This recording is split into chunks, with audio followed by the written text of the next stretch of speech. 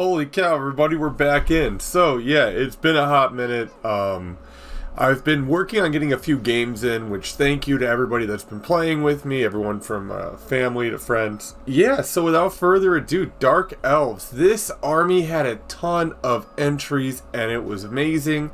So many ways to play this army. I'm only going to talk about, I'm going to talk about the end, like how I would build a beginner list, how much it's going to cost. And most of this range is still available on Games Workshop. You can find, obviously, third-party models. I think Raging Heroes does some minis. Avatars of War has some for some proxies that you can use. Really a lot of stuff out there in the community. And the Dark Elves, honestly, like one of the iconic bad guys of the setting. So, enough of me talking. Let's continue. Ba-boom and boom. I went for a little more sleek look this time. Anyways, here we go. So we got some army special rules. Now, a cleaving blow, we covered it with Lizardmen. No armor saves me taken of any type against infantry, heavy or light, and cav, heavy or light. Regen saves are good though, so that means no armor and no ward. You're just getting pretty much iced. Elven reflexes, +1 initiative during the first round of any combat, which is pretty freaking awesome, considering like if you lose the charge, or if someone charges you, they're +3 their initiative, I believe 4 on the flank or rear if they charge you, so that +1 could kind of potentially mess with some units that have low initiative in the beginning. Eternal Hatred, this is a rule against the High Elves, and this hatred applies to every round of combat. Unlike regular hatred where it's just the first round, Eternal Hatred, they're just really mad. They're always mad. You got Hecatardi, which I totally blew that word out of the water. Freaking nailed it. Hecatardi's Blessing. Once per game, a model with the special rule may reroll a single failed casting roll. Pretty sweet. I mean, you don't have to pay for it for the most part, so pretty freaking worth it. And then we got Martial Prowess. Makes a supporting attacks with the front, rear, and flank. So you get an extra rank of attacks with it, which when we get to the Spearmen, we're going to talk about that a little more in detail. You got Murderous. When in combat, reroll 1s to wound, and then the Sea Dragon Cloak increases the armor value by 1 to a max of a 2-up against non-magical shooting attacks. Pretty specific, but also like the Sea Guard got it, so it's pretty cool. I like it. I believe they had something similar in 8th edition. Moving on. So we got the lore of Nagris, the cursing word. A mass utterance of a word of curse. Word of curse? A curse word. It's a hex spell. It's a 9-up, casting value of 12 inches, and it's a remains in play spell. It reduces the unit's weapon skill or ballistic skill you choose, and any other hexes on this unit expire, so you can't use any more hexes on them, and they can't do their own hexes. And then they have Black Horror. Magical Vortex, 9-up. Its range is 18 and remains in play 5-inch template. The center hole must be within 18 inches of the caster. While this spell is in play, the template must be treated like dangerous terrain. The template moves 2d6 in a random direction. During the start of the turn, any enemy unit the template touches must immediately take d6 strength test. Every fail is a lost wound. It's pretty cool, nice to have up your sleeve. If you're going thematic, like, you know, like I put a level 1 sorceress in the list at the end. I would take Black Horror just because it really does mess with people quite a bit. You can cast it directly in front of your unit and let them come to you if you know you're going to eat a charge and just hit them with it. I think it's pretty good. The cursing word, obviously, I dig. I like the cursing word too, but I would choose Black Horror over the cursing word. Dark Elves have some disgusting stuff in their arsenal when it comes to magical weapons and items. And there is a weapon, I can't remember which one at this point, but when we go through it, I will. It just gets rid of all the saves. No armor save, no regen, no ward saves. I think it's the Sword of Ruin, if I'm not mistaken.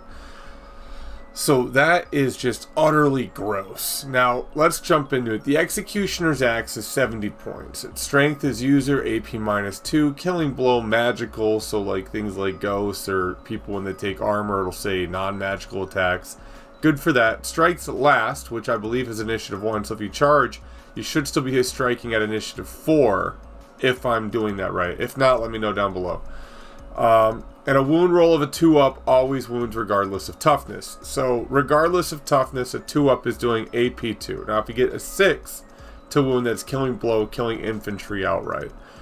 Now, yeah, here it is. The Sword of Rune. Now, I would take this, put it on a Beastmaster, put him on full plate, and put him on a Mana Core, and just run this dude around like a menace. I don't know why it sounds funny. It's like meme-worthy, because then you can take a Hydra as your special.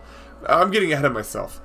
Sword of Rune, 65 points. Strength is user, magical attacks, no armor saves, no ward saves, or regeneration saves can be taken at this time against this weapon. You get the Life Taker, which is pretty self-explanatory. It's 35 points. Its range is 24 inches. Strength 3, AP -1.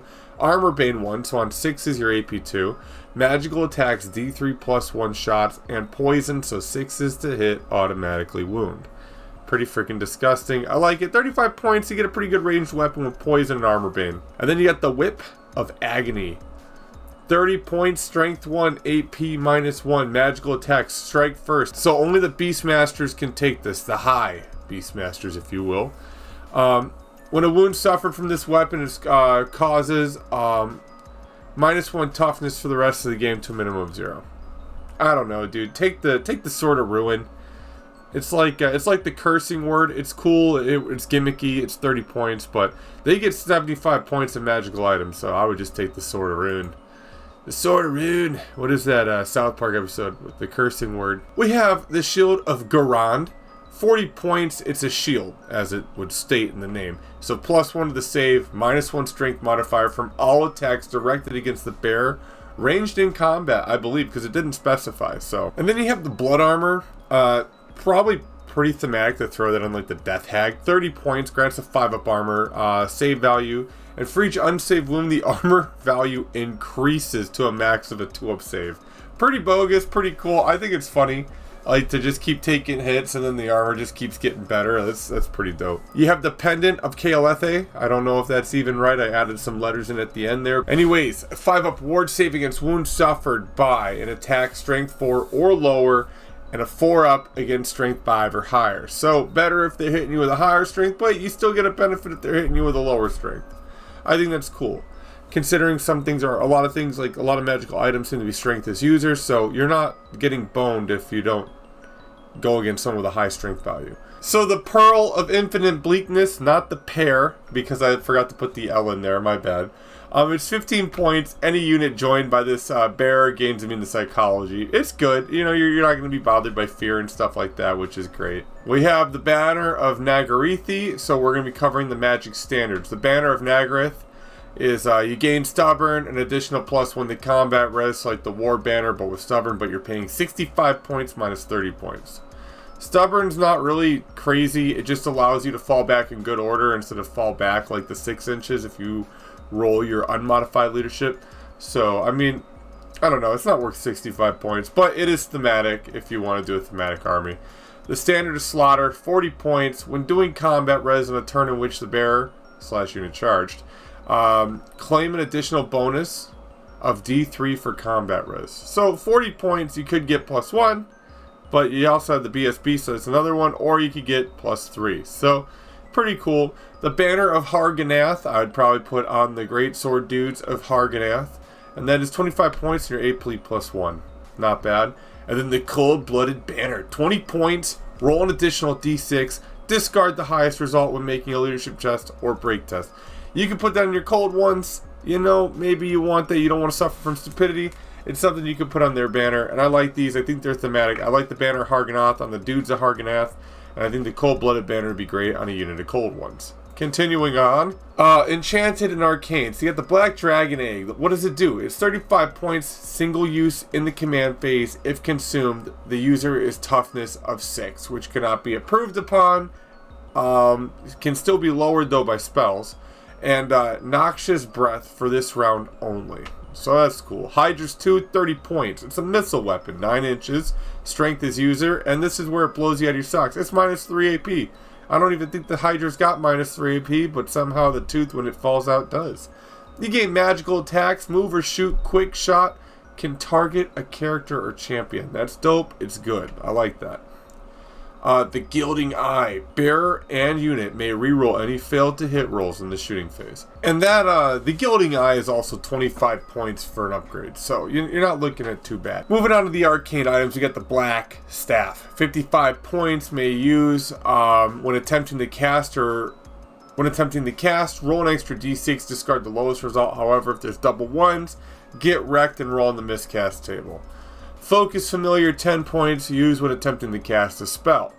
Place a marker, aka a familiar model, within 12 inches of the caster, and use this as a marker for line of sight, which has 360 degree vision. And then you have the Tome of Furion, 15 points. You get to know one more spell. So if you're level 1, you have 2 spells. Level 4, you get 5 spells. Pretty sweet. Especially if you get something boo-boo, you can trade it out for the Nagron lore, and you're in there. So let's continue. So over here we got the mounts. We got the Dark Steed, Cold One Chariot, Black Dragon, Manicore, Dark Pegasus, which I think is dope, and Scourge Runner Chariot. So if I'm covering it here, I'm not going to cover it in its original choice. So I cover the Scourge Runner Chariot here, the Cold One. Those won't be covered in the special choices. They'll be covered here. With that being said, you got the Dark Steed, 14 points, movement 9, fast cav, and swift stride. Cold One, 18 points, movement 7, strength 4, plus 1 toughness to the character riding it. 2 attacks, and this bad boy has Armor Bane 1. So now his attacks are AP -1 on 6s. It causes fear. First to charge, so in its first charge, what it does, it hits somebody, and it counts as disrupting the enemy so they don't get rank bonuses. You have Stupidity, but Leadership 9, so you have a good chance of not messing that up on the rider. And then Swift Stride, so 3d6, discarding the lowest. Cold One Chariot, it's 125 points. You get two Cold Ones, 2 Charioteers. Weapon skill 5, strength 5, initiative 5, which is good. Attacks 1, leadership 9. The chariot itself is strength and toughness 5, 4 wounds with a 4-up armor save. Aside from the Cold One rules, you gain close order, elven reflexes, fear, hatred, high elves, and d6 plus 1 impact hits, on top of having the Dark Elf on top of it.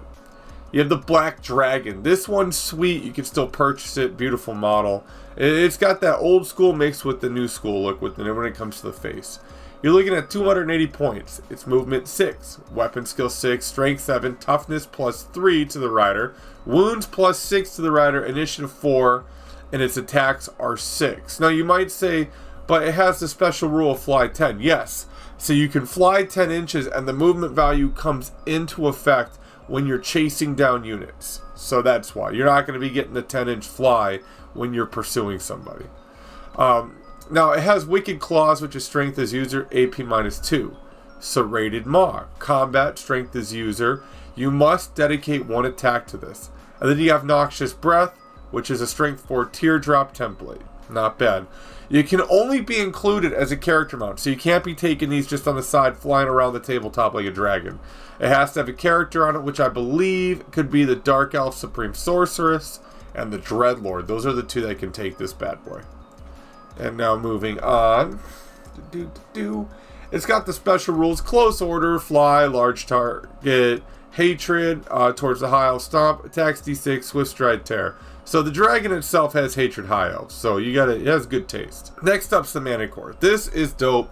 I think there's a lot of cool conversions you can do out of the new cities. The Sigmar one, really make it dark elfy or chaosy, and really go from there. The Manicore is 130 points apiece. It's movement 6, weapon skill 5, strength 5, plus 1 toughness, plus 4 to the wounds, 5 initiative, and attacks 4. It's got Wicked Claws, again, Scaly Skin, which is heavy armor. You can upgrade to a Venomous Tail for 15 points, which is strength as user and poison attacks. 6s automatically go through.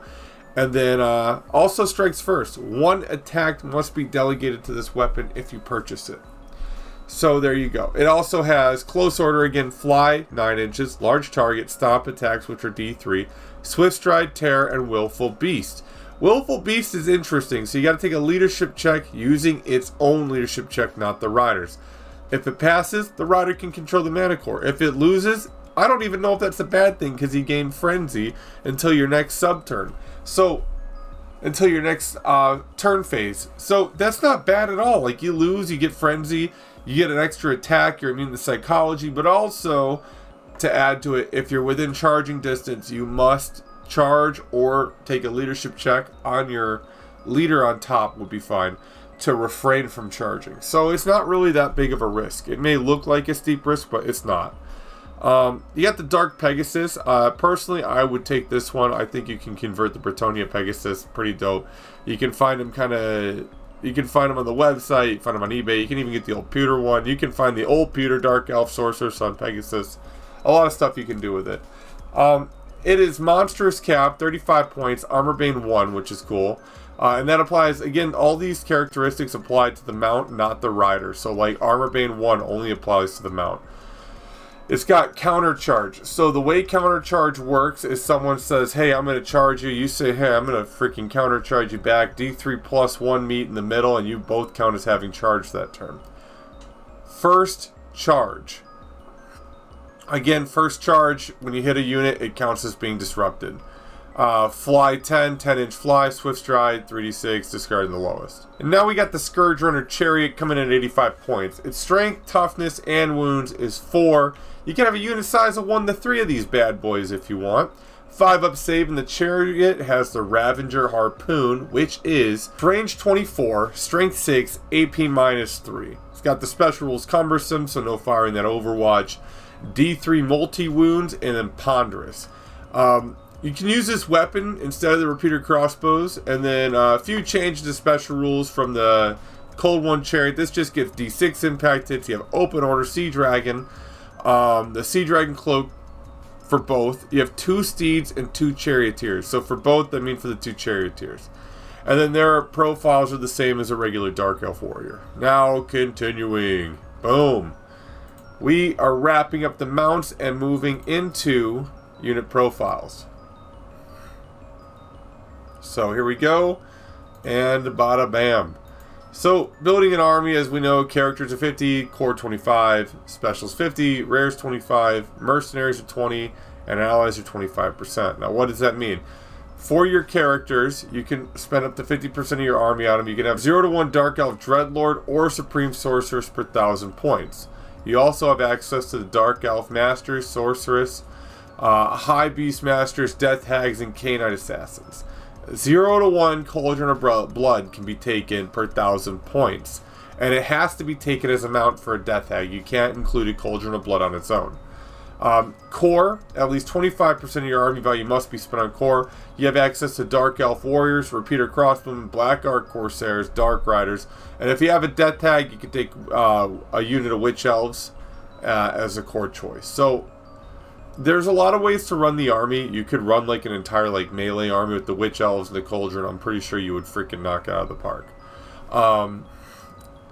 Moving on, special 50%. Now this is where the Harganath Executioners are. Witch Elves would normally be if you don't take the Death Hag.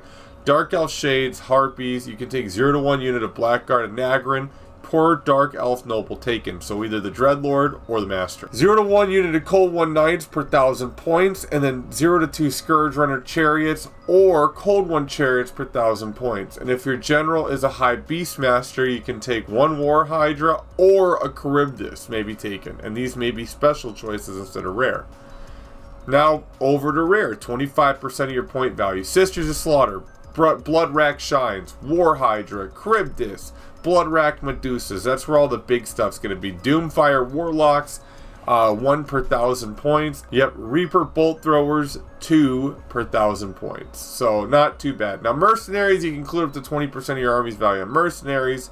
And Mercenaries, we don't know an idea yet. I'm sure we'll have an idea later on down the line, but for now, I don't know. And then you can have allies. Up to 25% of your army's points value may be spent on a single allied contingent drawn from one of the following: Warriors of Chaos and your Uneasy.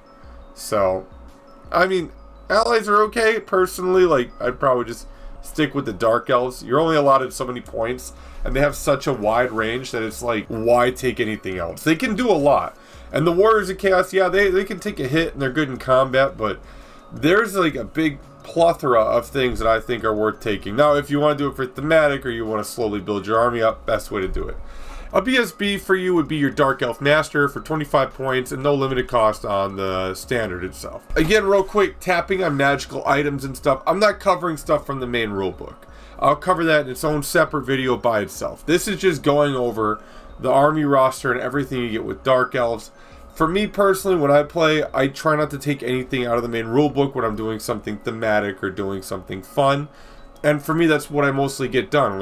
I do a lot of campaigns, we do some Mighty Empire stuff, and I mostly just stick to what's in my core rules at the time, and then as the campaign goes on, we draw from the rule book. So after I cover these, I'll cover the magic items and all the other stuff that's in the big book.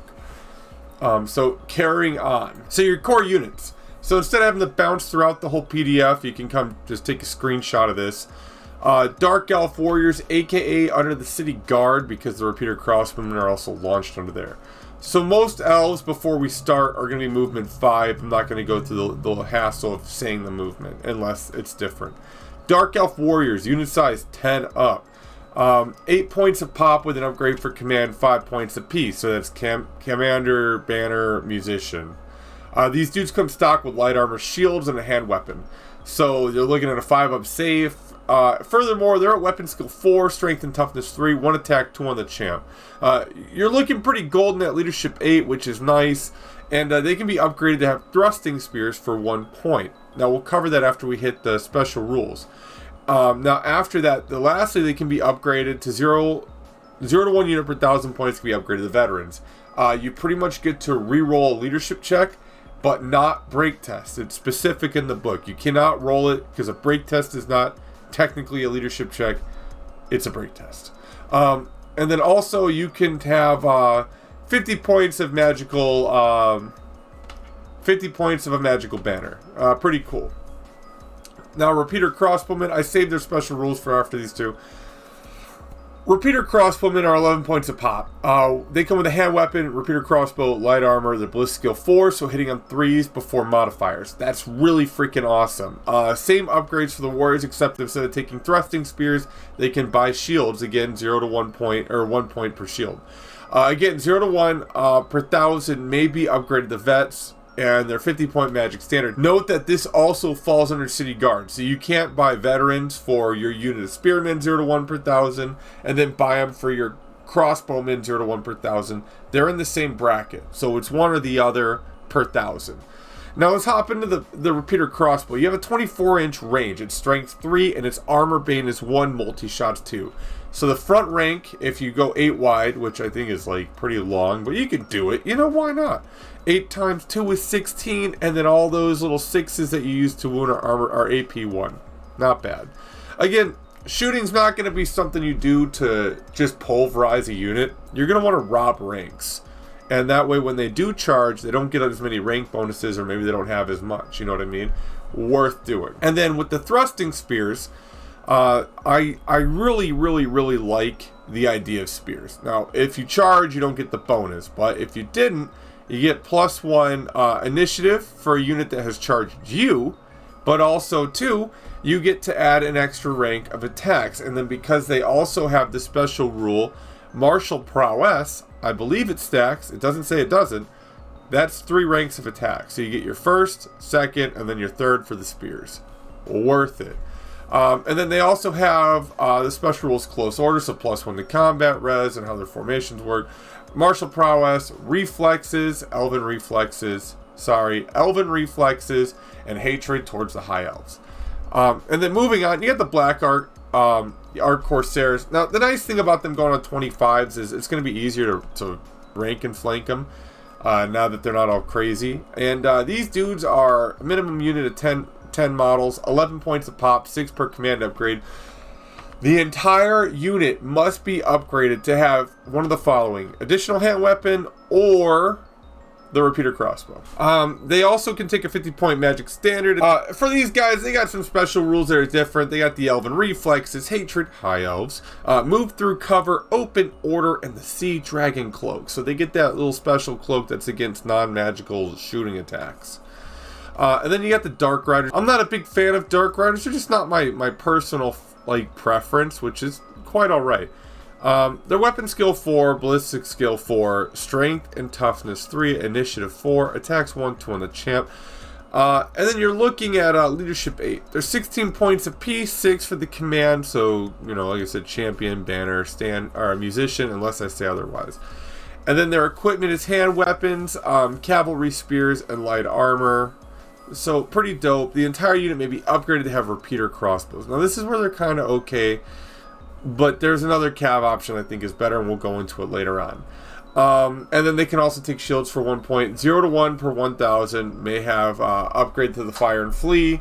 Plus 1 point and scout plus 1 point. So flyer and flee, if your charge reaction, the unit's armed with missile weapons, and you have line of sight, you can choose to fire Overwatch and then get out of there. However, instead of rolling 3d6 to get out of dodge, you're only rolling 2d6.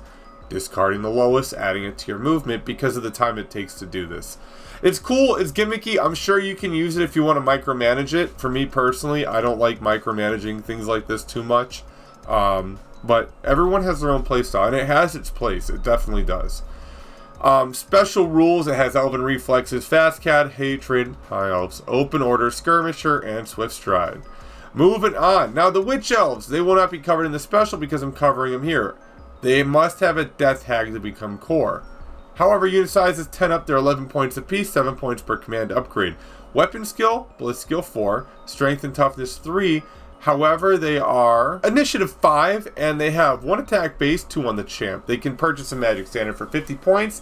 They have 2 hand weapons and a little special rule called Frenzy, along with Close Order, Elven Reflexes, Hatred, and you can guess, High Elves, Horde, Loner, Murderous, and Poison.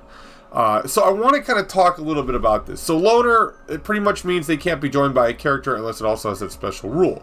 Frenzy, they gain immune to psychology, plus 1 attack on the charge, and then on top of it, they can lose it if they lose combat, but they must also, if within charge range, attempt to charge. You can do a leadership check to refrain, but that's the gimmick with Frenzy. So the beautiful thing is it's 1 attack base, and then with the paired weapons or the 2 hand weapons, it's 2 attacks base now. With Frenzy, 3 attack, and if you're a champion, 4. Go 6 wide, maybe 7 if you want to really maximize it. But I would do 6 wide, maybe 6 by 5, and do it that way. So yeah, and then Horde. It increases the rank bonus towards combat res by 1. So because of their infantry type, they have a rank bonus they can claim of up to 2. But with this, you can now claim up to 3, which is why I would do 6 by 5. That way some of them get eaten up, some get shot up, and then they can still claim those extra rank bonuses and have a couple more attacks towards the front line. They also don't have armor, so it's good to have that since you pull from the front technically now. And that does make a huge difference in games. Let's move on. Harganar! Executioner is 25mm base, which is dope. Unit size 10 up, 15 points a pop, and then 6 points per command upgrade. Their weapon skill 5, strength 4, toughness 3, initiative 5, 1 attack, 2 on the champ, and leadership 9. These dudes are packing the weapon of Harganar. It's a great sword. It doesn't operate as a great sword, which is like really crazy. I've noticed a lot with elven profiles like Swordmasters of Hoth, other things. Their great weapons are no longer strikes last, which is like really super boo-boo for anyone on the other side of that. They balance it though by making it like -1 AP, which I guess matters, but here's the great sword profile. It's strength +2, AP -1, cleaving blows, so you can only really take, I believe, a regen save, and then 2 hands. But notice it doesn't say always strikes last. So you're striking at initiative if you charge +3. You're just gonna like wreck whoever survives in this unit. They're probably not going to be around for much longer. Now here is where like it blows my mind. Now you see this upgrade if you go to the Old World builder. If you didn't know about it, I'll throw a link to it in the description. It seems like everyone knows about it, but just in case, you can buy drilled for 2 points a pop. I took it in a game to fill out points because I wanted to kind of see what it did. And so it allows you to march when there's an enemy unit within 8 inches of you without having to take a leadership check. It's okay. And then it also allows you to redress the ranks, which I think is kind of cool. So before you move, you can choose to redress the ranks. If you want to check this rule yourself, it's in page 125 of the main rulebook. You can bring models up from other ranks to fill up to the front. So if you're 5 wide, you can make yourself 8 wide and pull from the back. And then you can also do this vice versa. You can go from 8 wide to 5 wide and close out and make your formation back up.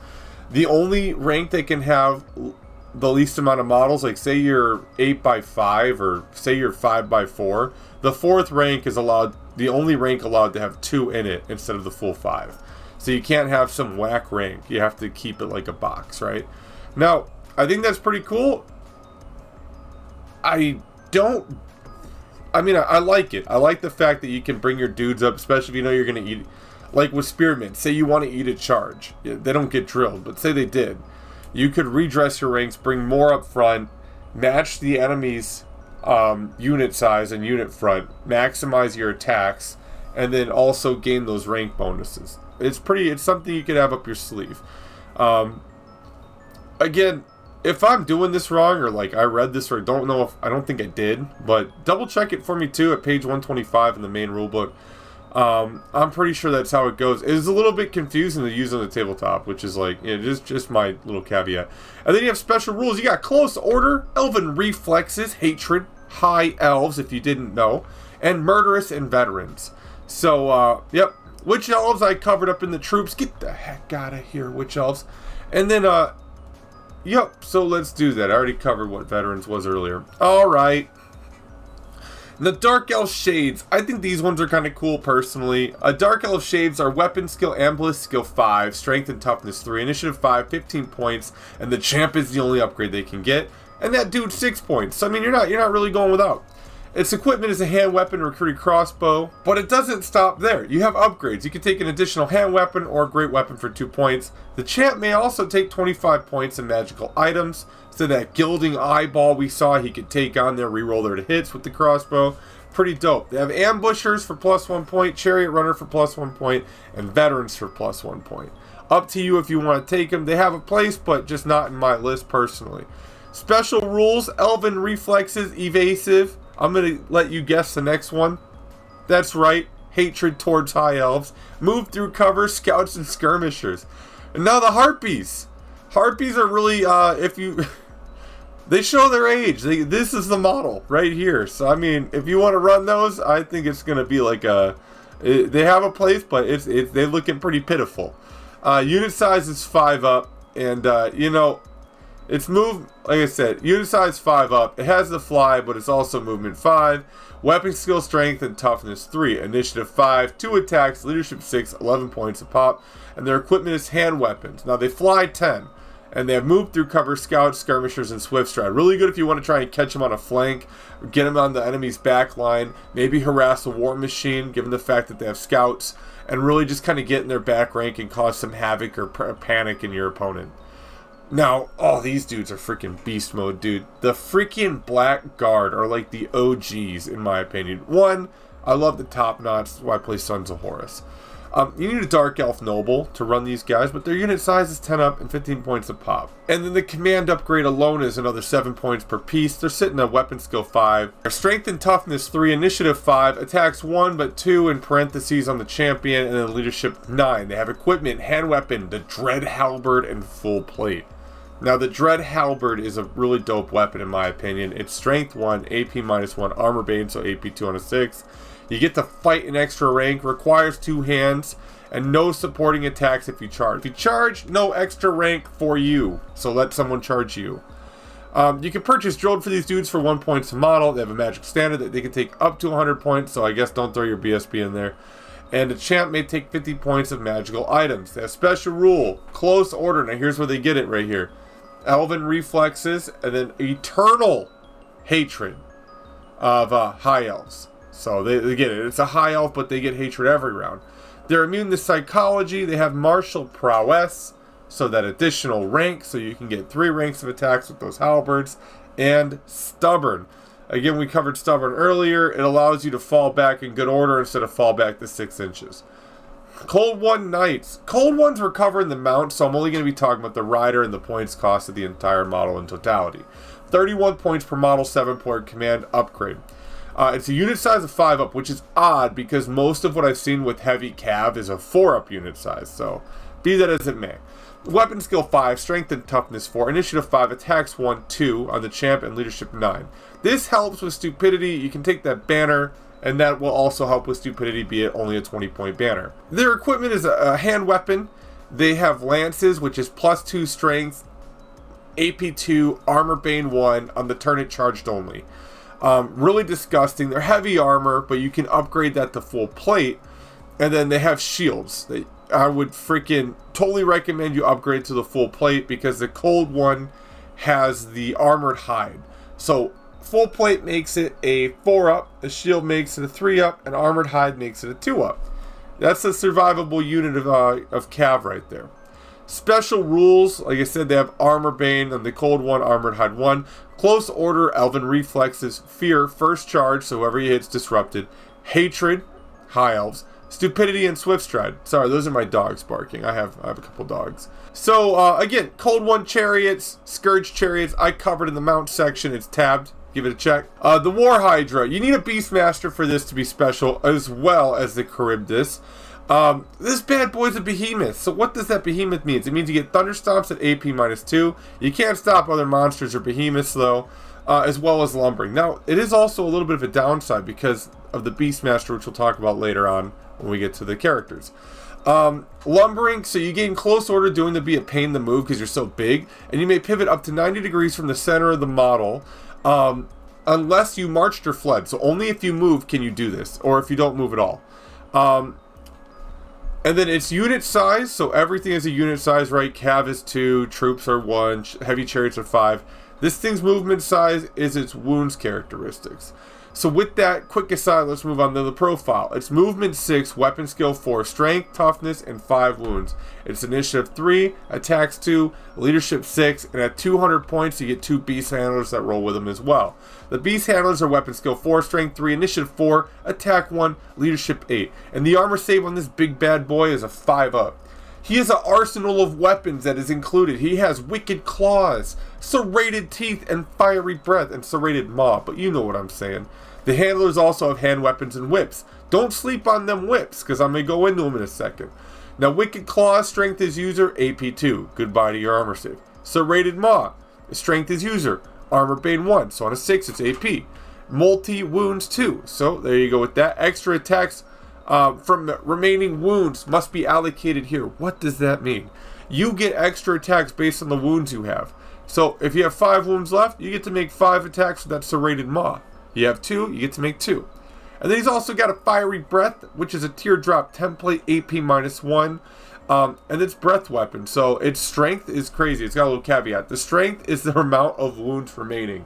You'll notice like remaining wounds plays a bit heavy into this. So it's going to be strength 5 in the beginning, strength 1 if you're down to 1 wound. And then the whips. Strikes first, fight an extra rank. And then strength is user. You can't go wrong with that. Special rules, close order, extra attacks, remaining wounds.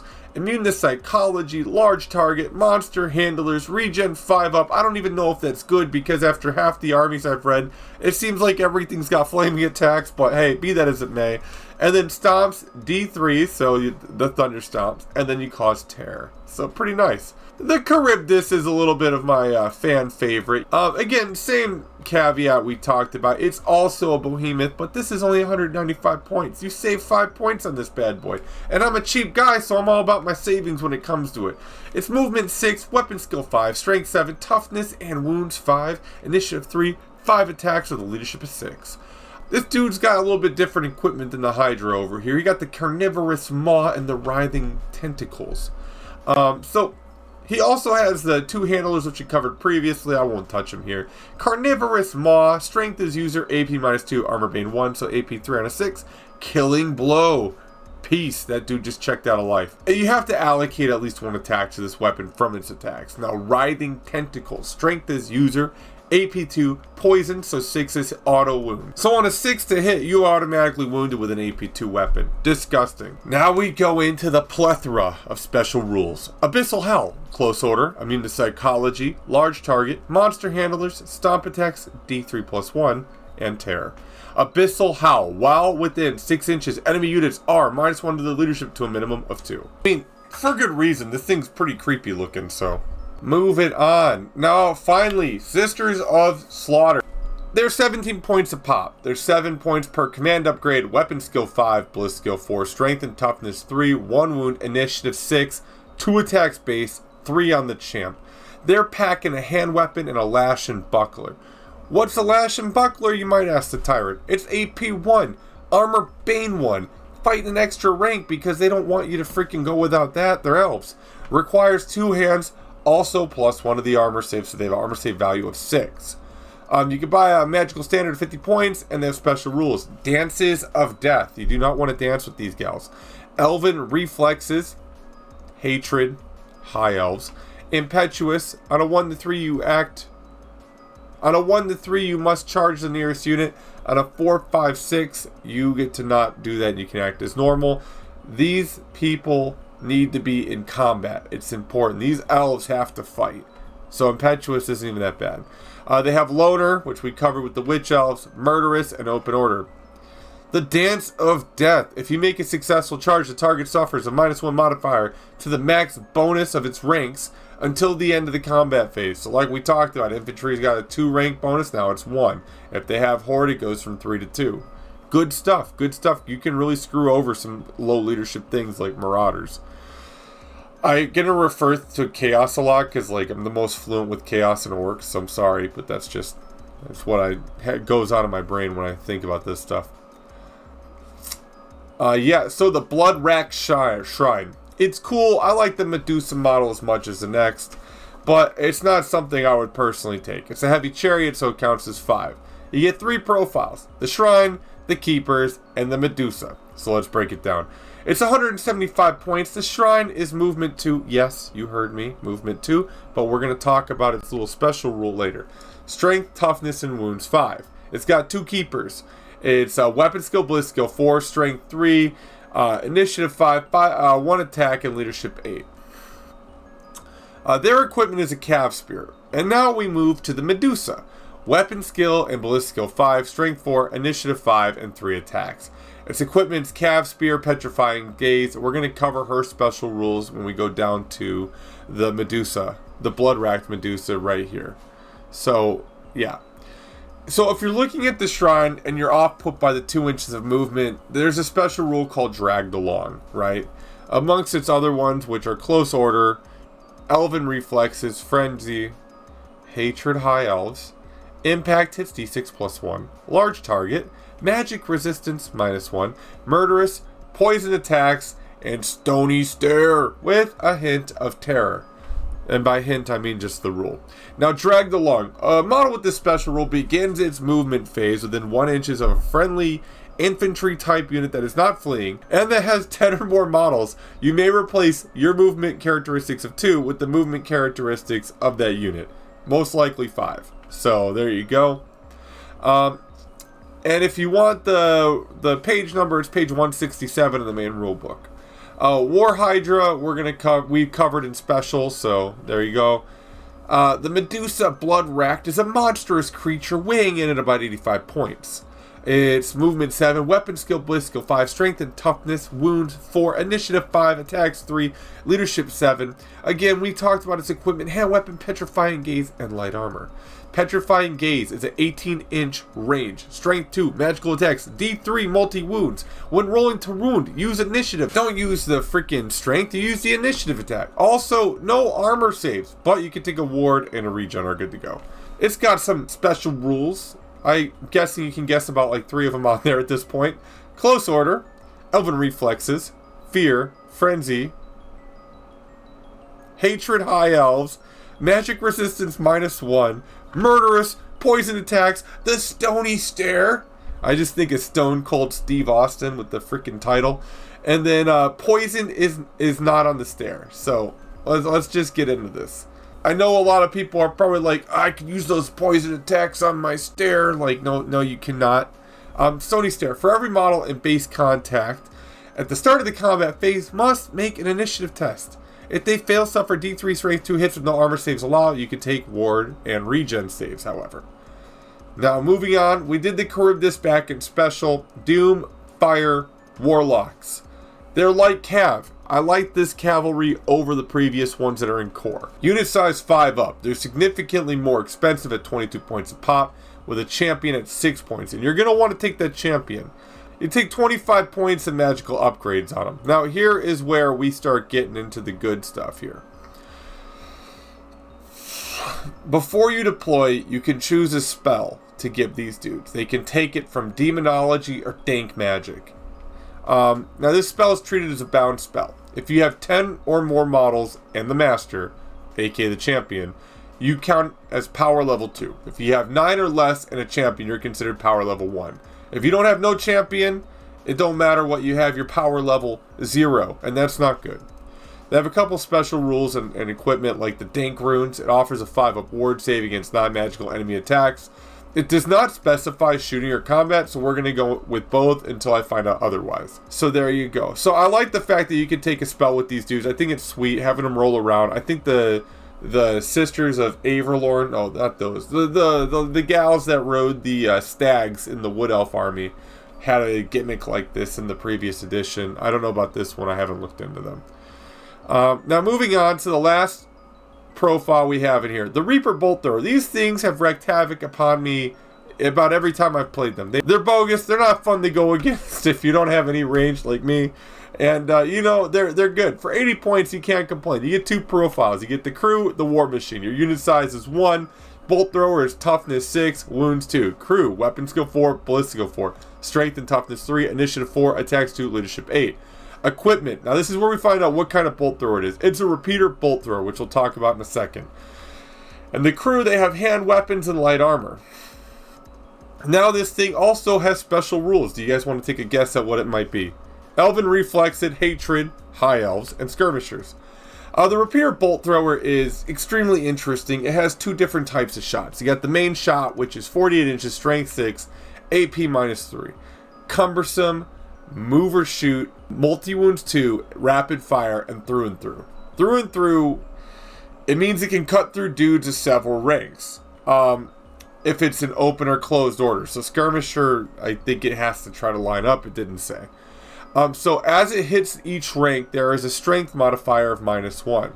So the first rank it hits is a strength 6 hit. Next rank is a strength 5. Next rank is a strength 4. And so on and so forth. When it's reduced to 0, no more wounds can be made. In previous editions, if you failed, it would stop. But it didn't say that in the rules. So I'm guessing if you fail to wound the 2nd rank, can you still hit the 3rd rank? I don't know. Maybe there's somewhere I didn't read. The rules for this are in the main rulebook on page 223 if you want to check it out and let me know. Because that's knowledge I would like to have. Not because I play these guys, but because I play against them a lot. And then it has a special rule, if you didn't know, called Rapid Fire. You could choose this instead of shooting normally. 48-inch range, strength 4, AP -1, armor bane 1, so 6 is again AP 2. Cumbersome, move or shoot, multi-shots D3 plus 3. So you can potentially get up to 6 shots, minimal 4. Not bad. Now we're moving on to the good stuff. The Dark Elves. Gotta sing a song. Alright, here we go.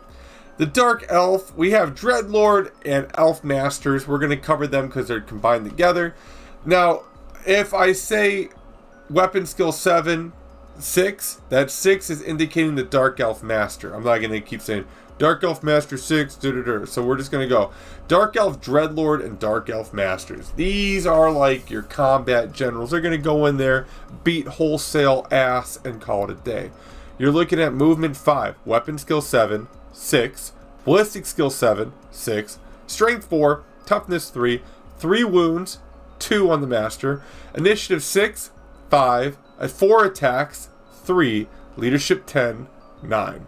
It's 130 points for the Dreadlord and 70 points for the master. And there's a reason why you take a Dreadlord over a master, in my opinion. You have a slew of upgrades I'm not going to read the points off for. Additional hand weapon, great weapon, halberd, lance, repeater crossbow, repeater handbow, brace of repeater handbows. Lance has to be mounted.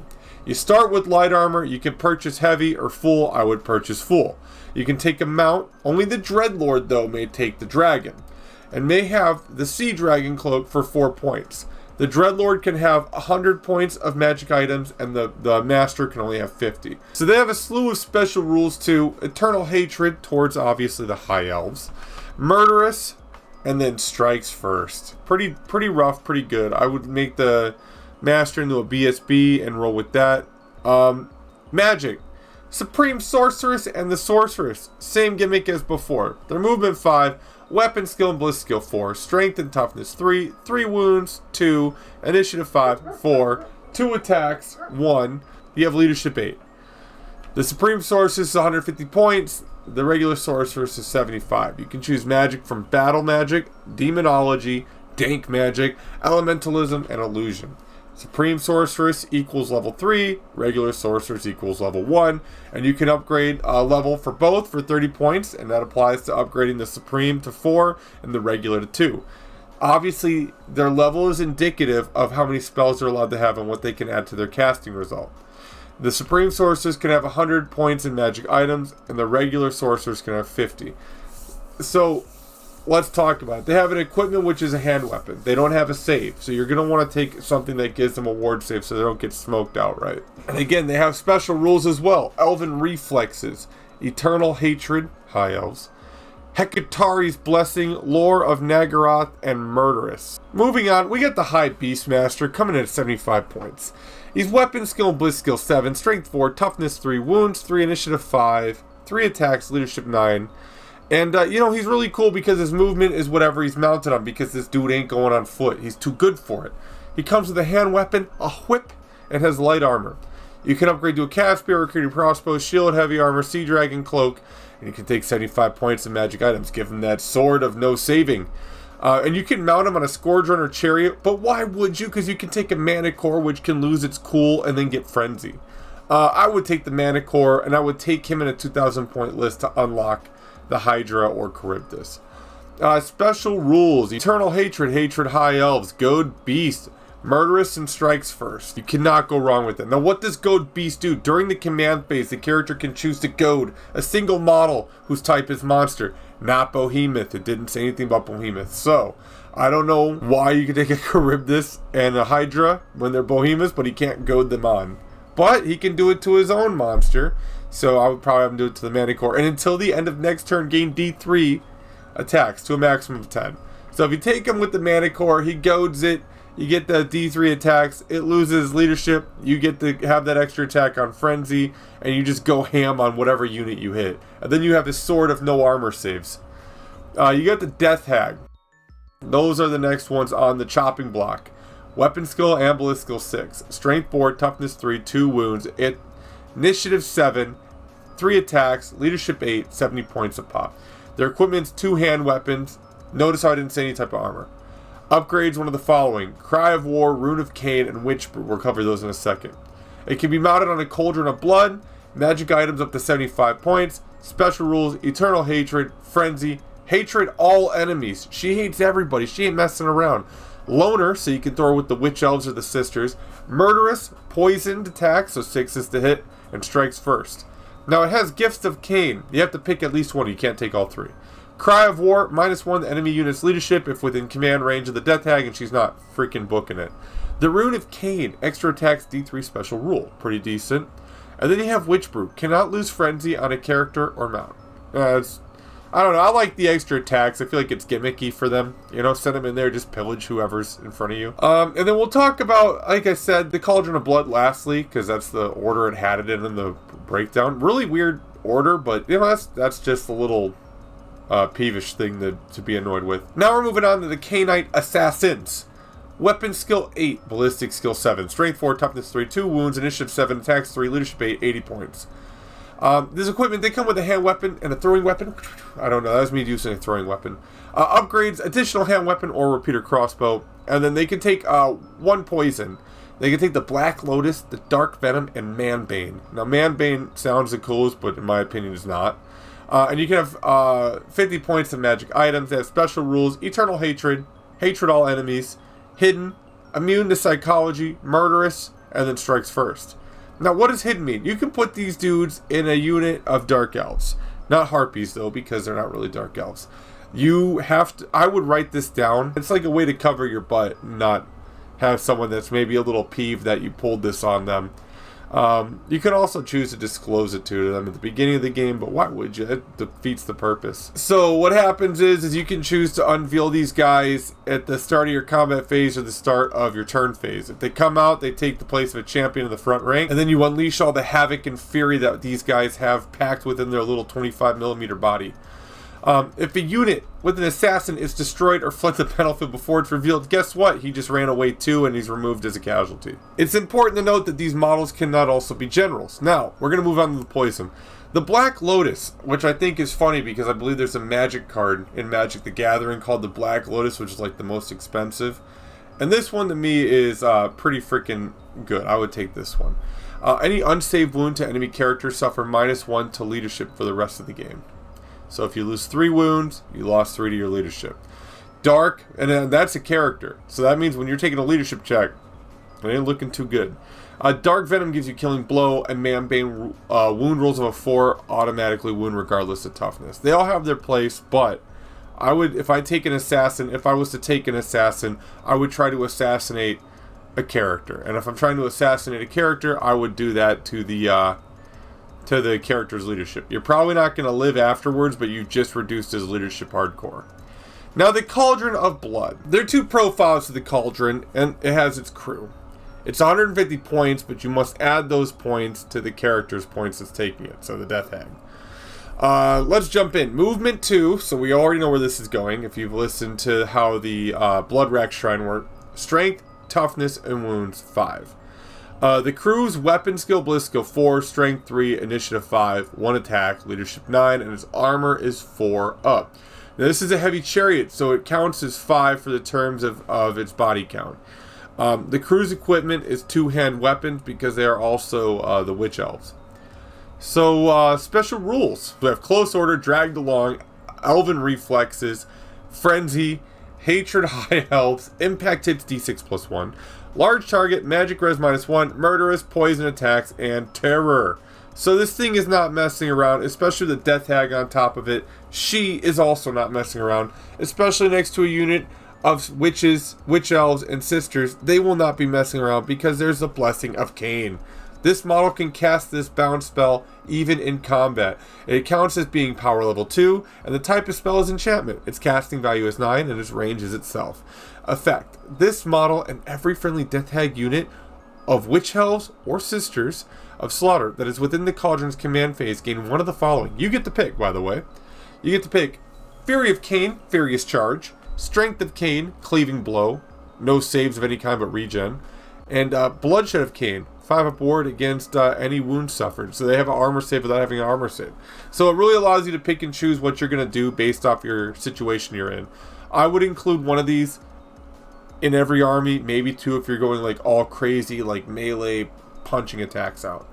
And then a Cauldron of Blood, like I said, can only be included in your army if you take a character with it, and you must add the points to the rider. Moving on. Boom, the summary. Now this has got to be my favorite artwork I was able to find. GW really knocks it out of the park. Really cool, dig it. Let's go.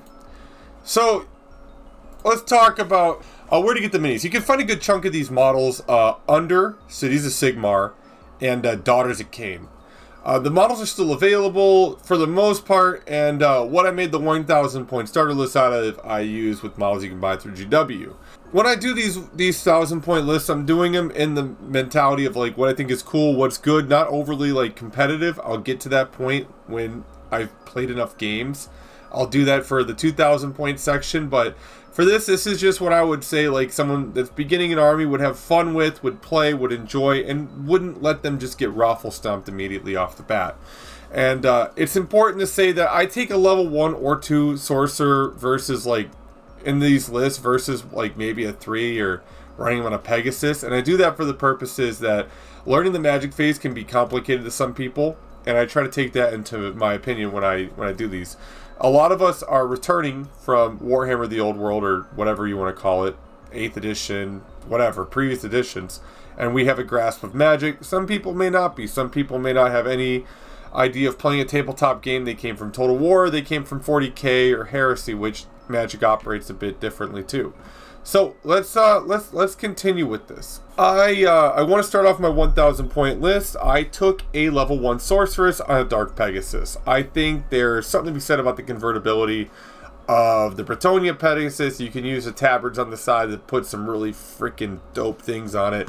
If you really wanted to, you could use some decals from like the Dark Eldar transfer sheets, like maybe the sigils and stuff if you don't feel comfortable freehanding.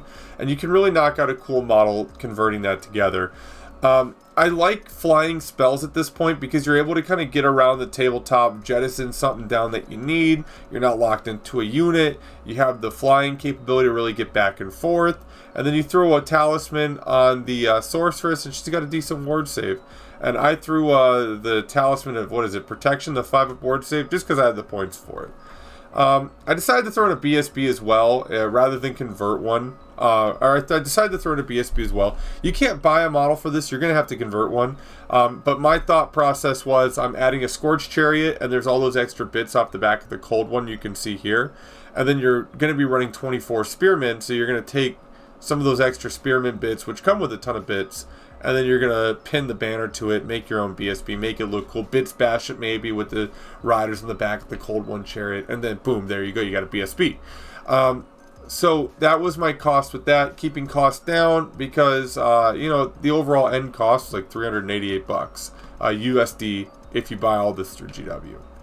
I went on to include 24 Dark Elf Warriors with thrusting spears. So I did this for 2 reasons. One, I think 6 in the front or 7, maybe even 8 on 25mm might be good, because when you get wiped out, you pull from the front. And if you pull everyone out of the front, there's not going to be anyone left to attack. Now, the nice thing is about these elves is if you take spears, you're going to end up getting the extra rank for martial prowess, so you're on rank 2. And then you get 3 ranks for having the spears and not moving. +1 to initiative, so you're going to be stunting some weaker things at initiative and going first even if they charge you, or at least going at the same time. And then to top it off as well is if you're 6x4, you're still going to capital on your rank bonuses as long as you didn't get iced, throughout the game. And then here we go. I would throw the BSB in with this unit as well. Why not? I mean, you're not going to be hurting yourself. You can take a dope banner. Up to you what you do with the extra points. You can arrange the points however you see fit. I was tight at 999, but rerolling leadership is pretty nice. I then threw 10 repeater crossbowmen in. I like it because it helps take apart ranks on other units. So shooting's not like it was in 8th edition, where you're just going to be pounding units off the table and really messing with them and forcing these checks. You're going to be thinning the herd, which is good because the goal is to try to, I think, in the way I used it in my games, is to thin the rank bonuses before they hit you. And that is what they're good at doing. 5 cold ones. Now, why did I include the 5 cold ones? The one, you can upgrade them to have full plate, which I did, giving them a 2-up armor save after everything's considered. There's 5 of them. They have lances. They can hit you on the charge and really mess you up. And I would kind of maneuver them more towards the flank and to work alongside my Scourge Runner Chariot. And then when they do hit you, the first time they do charge you, the enemy's ranks are disrupted. So if you pair it with the Chariot and its impact hits, you hit the flank, there's a good chance you'll outnumber them by the time you run them over, at least at a 1,000-point game. After that, I did 10 Blackguard of Nagrund. I like the Nagrund because of those halberds. You get the extra rank. It's something you can build upon when you want to go to 2,000 points, maybe run a unit of 20, and then you get 3 ranks of attacks, and the extra rank you can take models from and remove its casualties. I think they're pretty freaking solid. I also would probably run them next to the crossbowmen so they can hit, and then if you really want to capitalize on all your points, have the crossbowmen kind of close the gap and flank in the next round you get whatever hits your Blackguard. Because remember, they only get that rank bonus if they don't move. And then finally, I took the Scourge Runner Chariot. It can harass the enemy with shooting, and then when it's ready to charge or something's getting closer, intercept it with a charge, use your cold ones to flank and hit it. Or vice versa, use your cold ones at the front, intercept it with the Scourge Runner Chariot on the flank. Either way is going to be freaking disgusting. So that would be the way that I would use this list. The total cost financially is $388 before tax. That's if you buy it on the website. At the GW, you can significantly reduce the price if you look for minis on eBay that are maybe not painted as good. You can strip them with isopropyl alcohol and a toothbrush. And then you can also get some from your friendly local gaming stores. Sometimes they give a discount of 10 to 5 to 15% off, and you can get it cheaper that way. I hope this is able to help anyone new, and now we're going to kind of go into like my ideal units. This one was a lot harder to kind of break down because everything kind of has its own place. Like, I would definitely recommend Beastmaster, a Manicore with the Sword of Ruin, and just wreck people's soul. I think that's cool. Put them in full plate, fly around, crush people. Just do it for the memes, man. You got the Hydras that you can take a special in the Charybdis. I would take a Charybdis over a Hydra. Save those 5 points. And then, there's tons of combinations to make the army good. If you want to run Death Hags and you want to run all that stuff and a sorceress on a Pegasus, and run 2 Cauldrons of Blood, and run tons of Witch Elves and Sisters of Slaughter up someone's butt. That is entirely feasible. If you want to supplement your core with repeater crossbows and Reaper bolt throwers while you run all combat, that is viable. If you want to run an entire cav army, it's viable. It really comes down to how you play. And what I like about this edition is the sky's the limit when it comes to building your army. What I recommend when you build an army is look at the things that you feel like painting, look at the things that you like, and put those in your list, and then adjust it as such. Now, you don't always have to buy the models. If you want to proxy something and say, hey, this chariot base of 60 by 100 is a Hydra or a Charybdis, I want to see how it works, put it down. Most people are going to be cool with that. Test things out before you buy it. I recommend that 10 out of 10 times. Don't go in and buy something, build it, and then regret buying it. The game's too expensive to be kind of wasting points. Now, if you 3D print, you're not going to have to worry about that. You can just print whatever the hell you want. Again, some third-party companies to look at. Avatars of War has a couple things. Raging Heroes has a couple things. I don't know any other STL file people or third-party. If you do, please leave in the comments below. And if I didn't get critiqued on something I got wrong with the rules, I will gladly pin your comments so other people can see the alternatives. I hope you all have a wonderful day, evening, and night. And I want to say thank you for putting up with the time delay on this. I know it was a bit of a long time coming, but I said it in a couple videos. I'm going to say it again. When I make a video, I want it to be something that the quality is either improved or it's good or it's just good to go. And I feel like there's always something you can improve. Now that I know the rules a bit better, I feel more comfortable making these and definitively saying, yes, I would take this. Yes, I think spears are good. Yes, I think this. And it just allows me to provide better content. If I would have came out with this on Monday, it probably wouldn't have been nearly as good as it is now. So I want to just say thank y'all for bearing with me on that. I hope you guys take care. Stand by. Orcs and Goblins are next. And then there's also a poll in my community tab, 3 down. It should be the 3rd. And there's a poll on what I do next. I believe right now the Empire's winning. So if you guys want to vote and have a say, go there and vote and have a say. If not, Empire will be after Orcs and Goblins. And expect Orcs and Goblins around Saturday or Sunday. Everybody, have a lovely day. Peace.